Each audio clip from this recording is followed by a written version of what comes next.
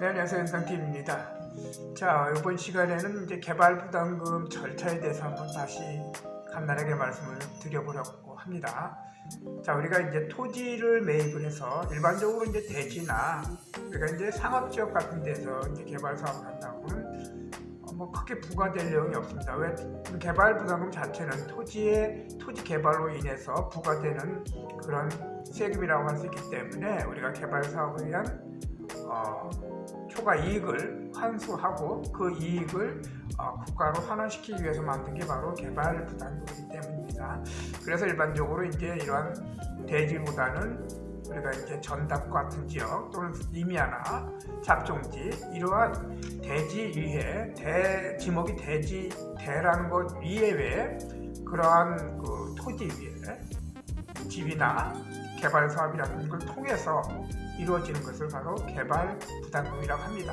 자, 이런 개발 부담금은 이제 우리가 통상적으로 최근에 많이 이제 계속적으로 문의하시는 분들이 본인이 토지를 매입을 해서 개발 사업 집을 짓거나 이렇게 특히 이제 전원주택 같은 경우는 많이 있는데요. 또는 상가를 짓거나 공장을 짓거나 함으로써 인지하지 못한 상태에서 해당 관청으로부터 개발부담금을 내라 또는 개발부담금 비용 산출 내역서를 제출하라는 그러한 행정관청의 공문을 받고 뒤늦게 이게 개발부담금이라는 게 있구나라고 판단해서 문의하시는 분 사례가 많이 있습니다. 그래서 우리가 이제 개발부담금을 부과 대상이 되면은 내겠죠. 일반적으로 우리가 이제 특별시나 시와 같은 이런 지역에서 이제 개발 행위를 하면 660제곱미터 이상이 되면 개발 부담이 부과되고요.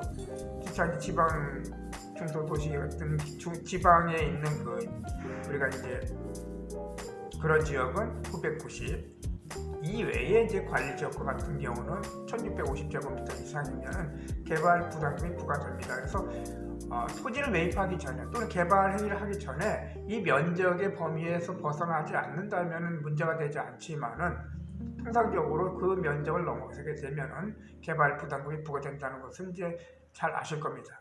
자, 그럼 이런 개발 부담금의 이제 어떤 과정을 보면은요, 우리가 이제 개발 행위를 신청을 해서 해당 관청으로부터 승인을 받고 건축 행위를 하고 나중에 이제 개발 사업의 이제 최종 준공 검사를 다 받게 되면은 해당 관청은 약 40일 이내에 해당 대상자에게 개발비용 산출 내역서를 제출하라고 공문이 나옵니다. 이때 40일 내에 제출하지 않으면 또 과태료가 이제 부과된다는 것도 잘 아실 겁니다.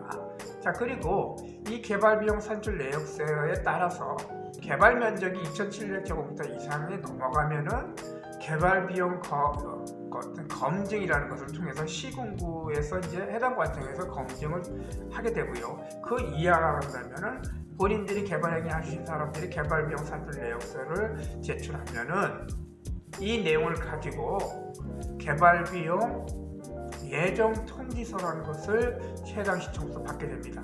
자, 근데 이때 개발비용 산출 내역서를 낼 적에 전부 다 개발비용의 내용들을 다 자세하게 첨부해서 내면은 좋겠지만은 간혹 많이 빠지게 됩니다. 그래서 여러 가지 비용들이 들어가는 내용들이라든지 또 추가적으로 세금을 제출 내용들이 빠지게 되면은 이때 개발비용 산출 내역 예정도 통지 때 고지전 심사 청구를 신청하면은 약 15일 이내에 여기에 빠진 내용이라든지 또는 개발 비용이 과도하게 부과됐다고 하면은 이의 제기를 할 수가 있겠습니다. 이의 제기서와 어떤 고지선 심사 청구서를 같이 제기하면은 해당 관청에서는 다시 이것을 산정을 해서 최종적으로 우리가 이제 개시 시점에 집가하고 각종 개발 비용 플러스 물가 지수를 포함해서 그 내용에다가 최종 종료 시가를 빼게 되면은 개발 비용이라는 것이 부과가 됩니다. 그래서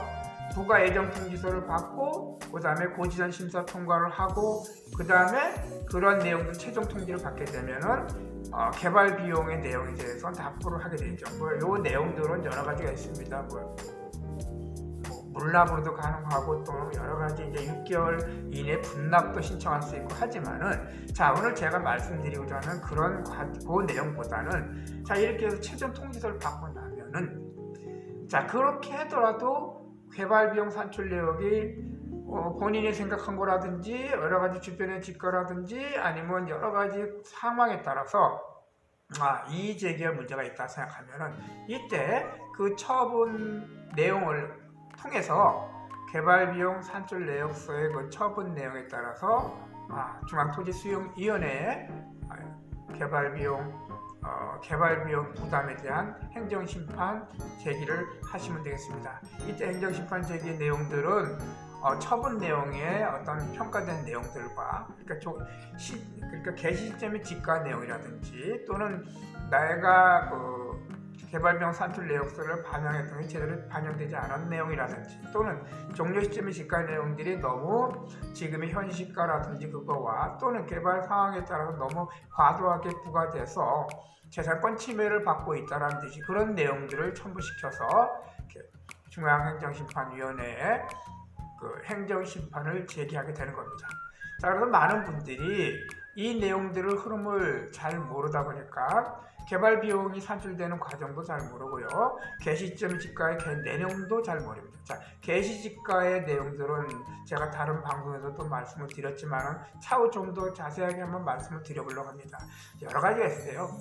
매입 단가라든지 경매로 받은 경매의 어떤 취득가액이라든지 증여받았을 때의 내용이라든지 그래서 개시지가가 명확하지 않을 때는 그때 당시에 공시지가 개념인데 특히 상속이나 증여 같은 경우는 명확하지 않기 때문에 좀 논의를 해볼 내용들이 되겠고요. 종료 시점 지가는 감정평가를 통해서 그러니까 종료 시점의 지가라는 것이 공시지가 개념이라고 보지는 않고요. 감정평가를 통해서 개발행위 이후에 증가된 또는 개발 이익이 확대됐던 내용들을 통해서 평가를 하게 됩니다. 그러다 보니까 아무래도 이제 행정관청에서 감정평가사를 선임을 해서 2명 이상 선임을 해서 하기 때문에 그 내용이 많이 본인들이 생각하는 것과 많이 다를 수가 있습니다. 그래서 이런 내용들이 있다면은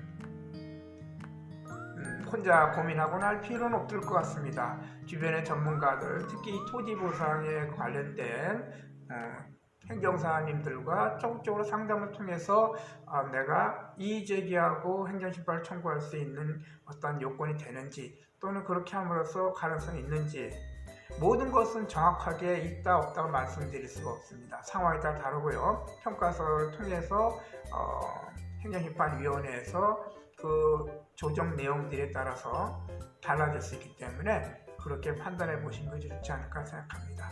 자, 오늘은 개발 부담금의 어떤 진행 과정하고 그 다음에 행정심판 청구는 요때 한다는 거 그런 내용의 말씀을 드렸습니다. 감사합니다.